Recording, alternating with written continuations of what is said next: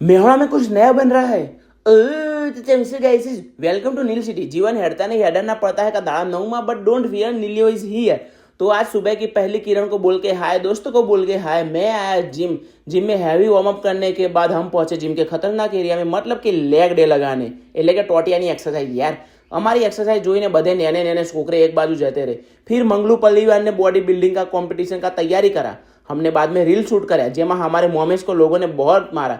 फिर जिम से निकला तो गर्मी की वजह से, गर्मी नहीं गरीबी की वजह से गंजेट का पेट्रोल पूरा થઈ ગયા। तो दौड़ता दौड़ता ઘેર लाया, घरे लाया પછી रोज की तरह 1 सेकंड में तैयार था के मुझे निकलना था मम्मी को मानव आश्रम मूकने, केम के मम्मी वैकेशन करने के लिए मोमा के घर जा रही थी। પછી आया मैं मेरी दुकान पे थोड़ा काम करने के बाद ब्रांड प्रमोशन की तैयारी करी। कोई तो ब्रांड प्रमोशन दे दो यार।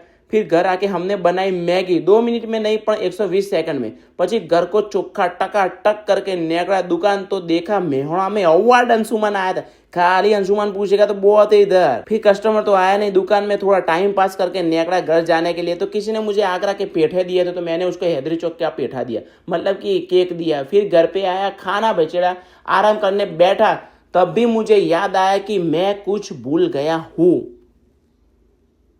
पर क्या?